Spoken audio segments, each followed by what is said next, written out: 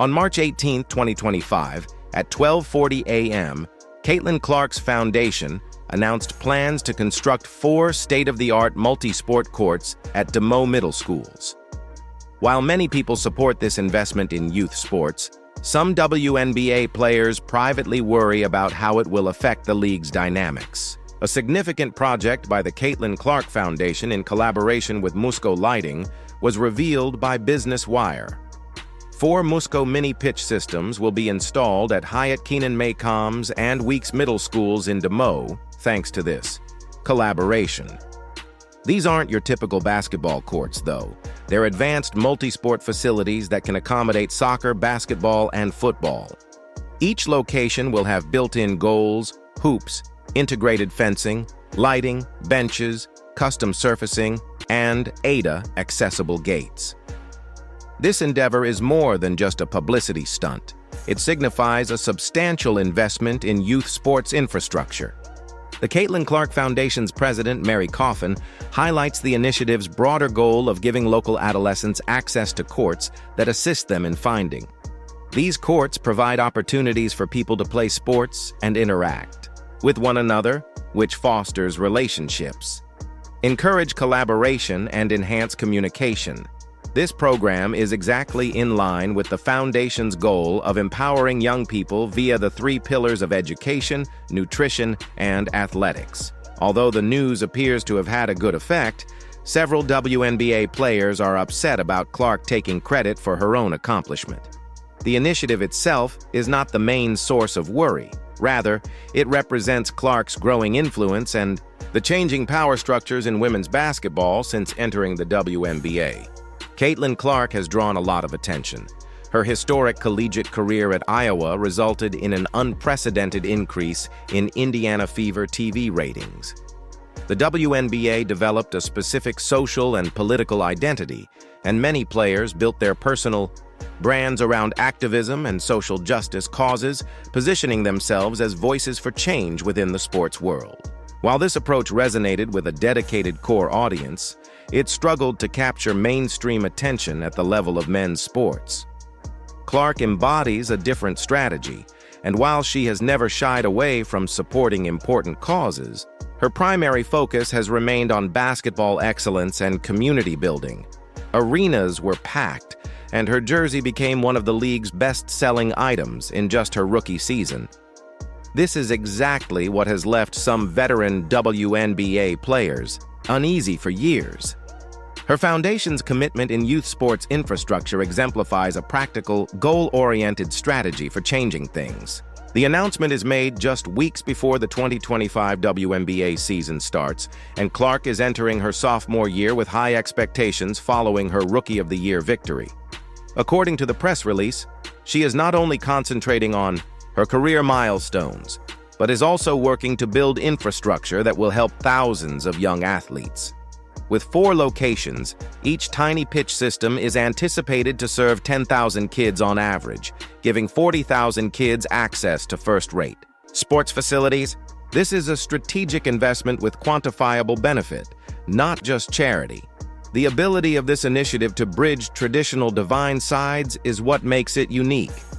Des Moines Public School Superintendent Dr. Ian Roberts acknowledged the project's significance, saying that giving every student at DMPs greater access to activities and athletics, along with the first-rate facilities they deserve, is an important part of our strategic plan to reimagine education in Des Moines. These courts are made to accommodate a variety of users, not just basketball players. Using sports to unite kids with diverse interests, middle schools are ideally situated to reach children at a critical developmental time when constructive activities and powerful role models can have the longest-lasting effects.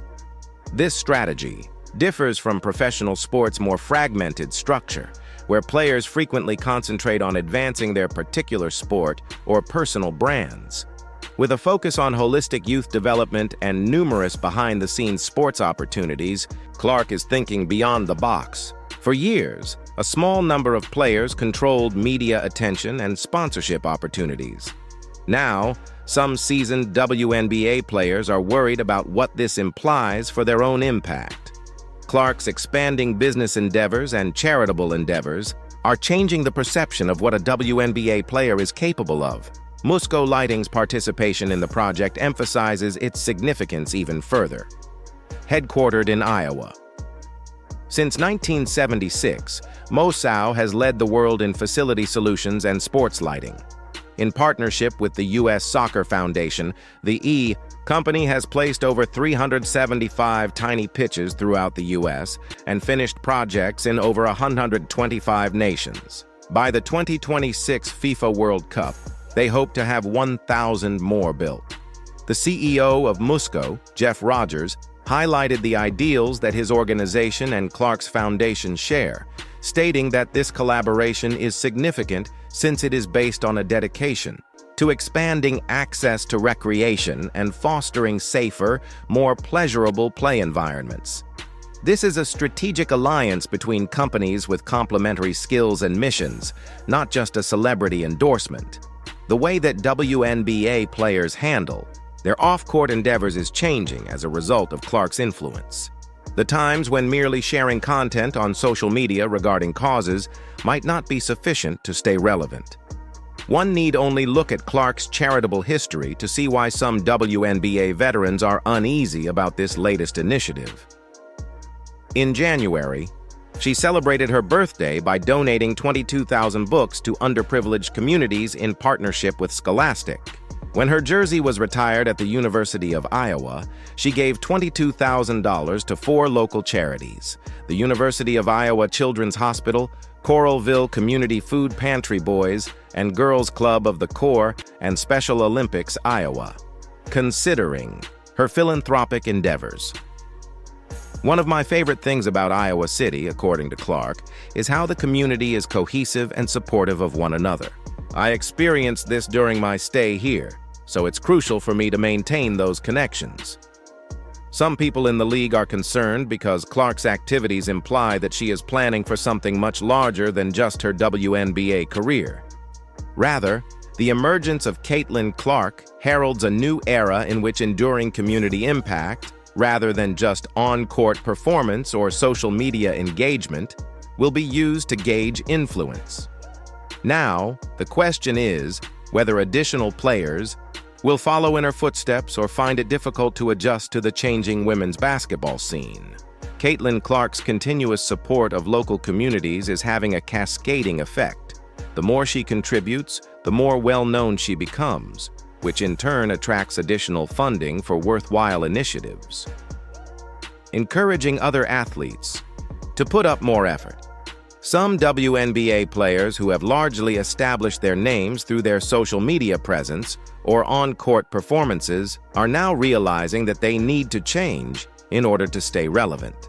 In contrast to conventional charity endeavors, Clark's all-encompassing strategy that combines philanthropy, business strategy, and athletic excellence sets a new benchmark for what it means to be a professional athlete.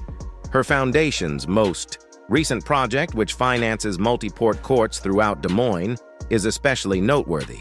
These courts facilitate football, soccer, and basketball, thereby increasing Clark's influence. This calculated action expands her appeal beyond basketball and draws in parents. For WNBA players who have played in smaller lanes, educators and community leaders made investments in youth development. This change offers both a challenge and an opportunity. The days when an athlete's worth was determined only by their success in games or online persona are gradually disappearing.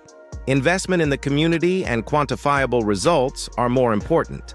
While some WNBA veterans are noticing this change and changing their strategy, others are finding it difficult to maintain tempo. Clark stands out for her ability to combine long-term infrastructure development with philanthropy.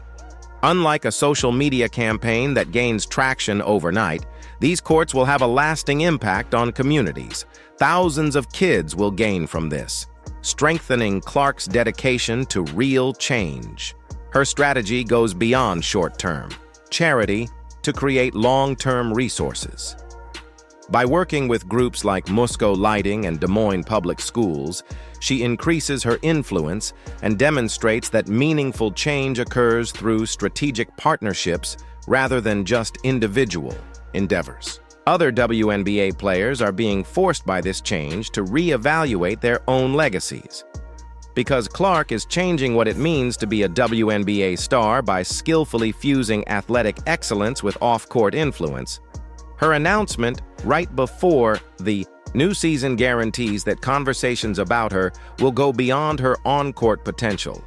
Some veterans are concerned that their chances may be limited by this larger narrative. A player that is dominant on the court yet doesn't have participation of the community may find it difficult to compete for media attention and sponsorships, but Clark's ability to strike a mix between elite performance and significant charity is boosting the standard. She is thriving at both basketball and community impact, and league executives generally back Clark's efforts because they understand that stronger ties with the community can increase the NBA's fan base. These multi-port courts serve as grassroots marketing, introducing young athletes to basketball and cultivating future players and fans. Many former players failed to see this long-term goal of expanding the sport. As Clark continues to change expectations, his strategy raises an important question for WNBA veterans. Will their influence fade with their careers, or will they have left a lasting legacy once their playing days are over? The whole women's basketball scene is changing, and some players are under increasing pressure to stay up. Caitlin Clark is redefining athlete influence with his approach to community investment. Growing fame drives additional funding for worthwhile causes, resulting in a domino effect that distinguishes her from WNBA players who prioritize social media or on-court performance. Clark's approach combines generosity, commercial acumen, and athletic excellence. Through her foundations, support of basketball, soccer, and football, she positions herself as an advocate for youth sports and grows her influence. Her work exemplifies strategic thinking beyond normal athlete charities. This wide strategy confronts WNBA players who have played inside smaller lanes, making community investment a rising expectation rather than an option. It extends beyond basketball fans to educators, parents, and community leaders. In contrast to transient campaigning, Clark's work is long-term. Her sports facilities will help future generations, guaranteeing a permanent legacy. Her collaborations with groups like Musco Lighting and Des Public Schools increase her influence and demonstrate that genuine change occurs via teamwork. As a result of this transformation, some WNBA veterans are reconsidering their strategy because social media followings by themselves are no longer sufficient for measurement. Impact on the community is emerging as the real measure of influence.